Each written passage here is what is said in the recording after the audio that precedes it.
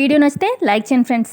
ఎపిసోడ్లోకి వెళ్తే భూమి అంటుంది, లేదు నేనేం ఫోన్ చేయలేదు, అయినా ఏంటి ప్రతిదానికి బెదిరిస్తారు, మీరే ఫోన్ చేసి ఉంటారేమో అని చెప్పి భూమి అంటూ ఉంటుంది గగన్తోని. అప్పుడు గగన్ చచ్చిన ప్రాణం పోయినా ఆ నెంబర్కి చేయను అనగానే అప్పుడు భూమి ఎందుకనో అని చెప్పి అంటుంది. అప్పుడు గగన్ ఎందుకంటే ఈ నెంబరు ఆ కృష్ణప్రసాద్ది కాబట్టి అనగానే ఏంటి ఇది అంకుల్ నెంబరా, అవునా అని చెప్పి చాలా షాక్లో అంటూ ఉంటుంది.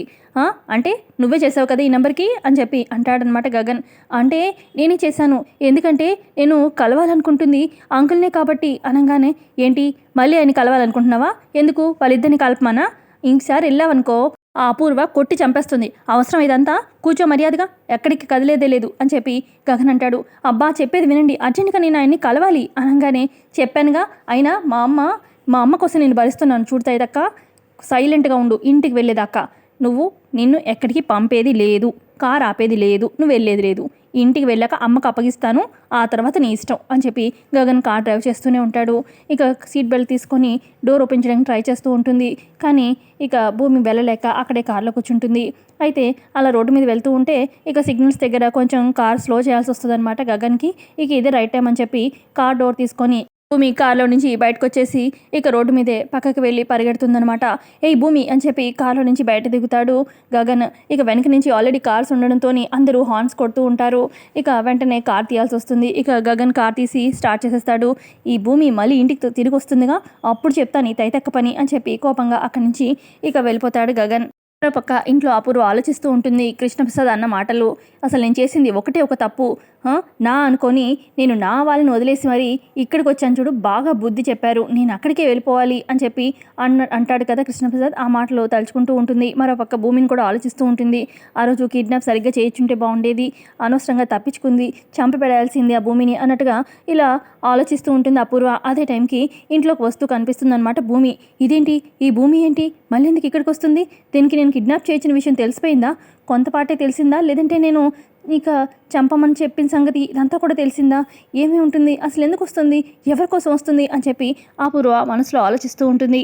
భూమి లోపలికి వచ్చేస్తుంటే ఆగు, ఏంటి అంత ఈజీగా లోపలికి వచ్చేస్తున్నావు, ఏదో నీ అత్తగారింటికి అమ్మగారింటికి వచ్చిన అంత ఫ్రీగా వస్తున్నావు ఏంటి, ఎక్కడికి ఎవరిని కలవాలి అని చెప్పి అపూర్వ అంటూ ఉంటే, చూడు నీ మనుషులు పెట్టి నన్ను కిడ్నాప్ చేయించావని నువ్వే చేసిందని నాకు బాగా తెలుసు, నీ సంగతి నేను తర్వాత చూసుకుంటా కానీ తప్పుకో అని చెప్పి పైకి వెళ్తుంది మెట్లెక్కి భూమి.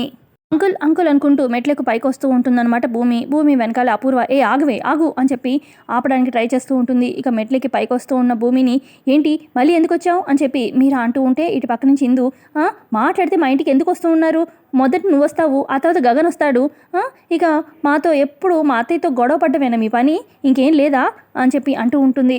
ఇటు పక్క ఇక మీరా కూడా ఎందుకు మాట్లాడితే మా ఇంటికి వస్తున్నారు అని చెప్పి అంటూ ఉంటే, నేను ఊరికే ఏం రాలేదు, ఈసారి గొడవ పడ్డానికి అయితే రాలేదు, అంకుల్తో మాట్లాడడానికి వచ్చాను అనగానే అంకుల్ ఎవరే అని చెప్పి అపూర్వ అంటుంది.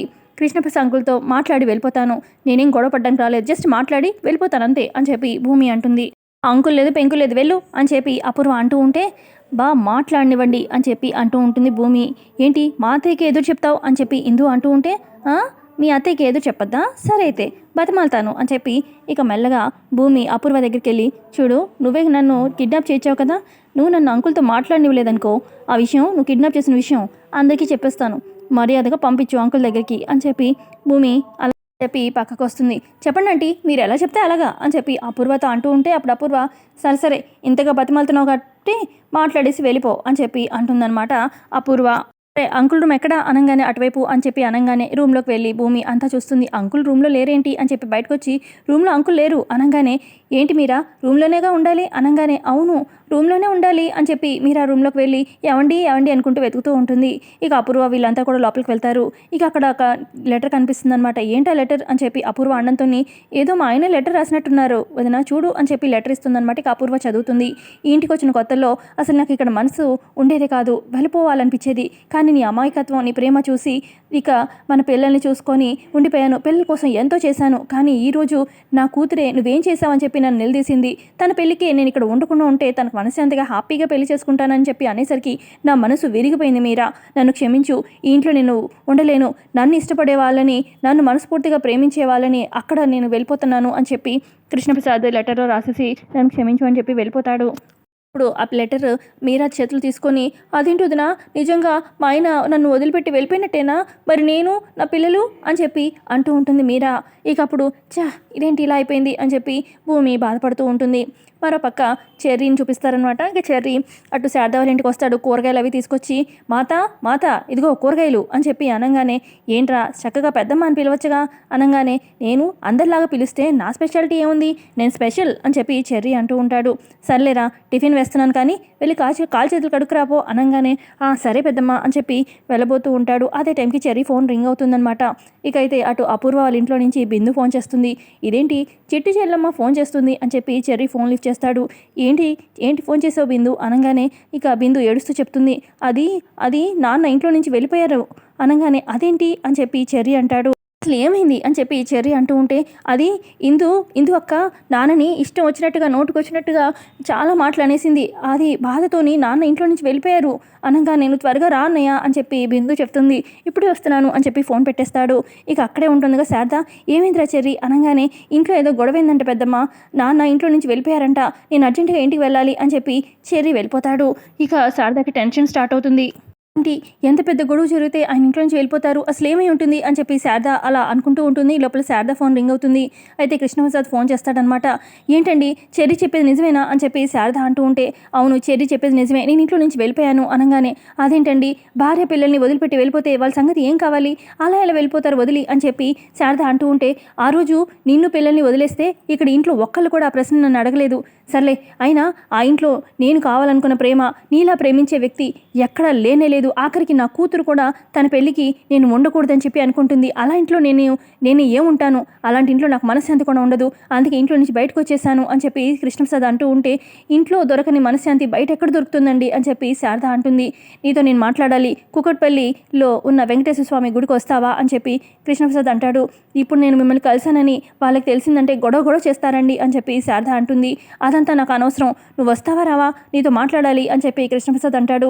"లేదండి, ప్లీజ్ దయచేసి అర్థం చేసుకోండి, నేను రాలేను" అని చెప్పి శారద అంటూ ఉంటే, "సరే, ఇదే నీ ఆఖరి మాట, సరే నేను చెప్పేది కూడా విను.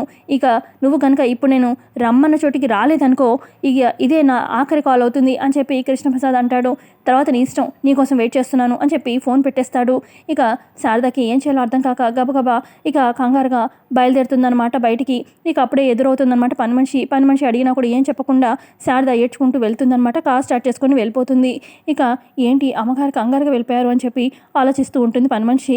ఇక ఇటు శారద కార్లో వెళ్ళిపోగానే ఇంకో కార్లో ఇటు గగన్ ఇంటికి వస్తాడనమాట. "అమ్మ అమ్మ" అనుకుంటూ ఇంట్లోకి రాగానే ఇక అప్పుడు పని మనిషి, "అమ్మగారు ఇప్పుడే ఏదో కంగారుగా బయటకు వెళ్ళిపోయారండి, ఎక్కడికి వెళ్ళారో తెలీదు" అని చెప్పి ఆ పని మనిషి చెప్తుంది. "అమ్మ ఇంత కంగారుగా ఎక్కడికి వెళ్ళి ఉంటుంది, ఏమై ఉంటుంది" అని చెప్పి గగన్ ఆలోచిస్తూ ఉంటాడు. మరోపక్క అపూర్వ వాళ్ళ ఇంట్లో చూపిస్తారనమాట. ఇక మీరా ఆ లెటర్ని చేతిలో పట్టుకొని, "అదేంటి, అసలు ఇల్లు వదిలిపెట్టి వెళ్ళిపోవడం ఏంటి, నిజంగా వెళ్ళిపోయినట్టేనా" అని చెప్పి అలా అంటూ ఉంటే అప్పుడు కృష్ణప్రసాద్ వాళ్ళ అమ్మ అంటుంది, "అసలు ఒక మగాడు పెళ్ళైన తర్వాత ఇల్లు వదిలిపెట్టి వెళ్ళిపోయాడంటే అసలు ఎంత మనసు బాధపడితే ఆ పని చేస్తాడు" అని చెప్పి అంటూ ఉంటుంది. అక్కడే భూమి కూడా ఉంటుంది. "ఎక్కడికి వెళ్ళి ఉంటారు ఈయన" అని చెప్పి మీరా అంటూ ఉంటే ఇక అప్పుడు అపూర్వ అంటుంది, ఆ లెటర్లో రాశాడుగా, ఎక్కడైతే నా ప్రేమ, ఎక్కడ నా వాళ్ళు ఉన్నారో అక్కడికే వెళ్తున్నానని, అక్కడికే వెళ్ళుంటాడు అని చెప్పి అపూర్వ అంటూ ఉంటే ఇక అక్కడే ఉన్న భూమి, "అయితే అంకుల్ ఆంటీని కలవాలనుకుంటే ఖచ్చితంగా ఆ గుడి దగ్గరే కలుస్తారు, నేను వెంటనే ఆ గుడి దగ్గరికి వెళ్తాను" అని చెప్పి భూమి వీళ్ళకి చెప్పకుండా బయలుదేరుతుంది. ఇటు పక్క మీరా అంటూ ఉంటుంది అపూర్వతోని, "అసలు ఎప్పుడు ఇల్లు వదిలి వెళ్ళిందే లేదు, ఎన్ని గొడవలు జరిగినా ఈసారి ఎందుకు ఇలా చేశారు?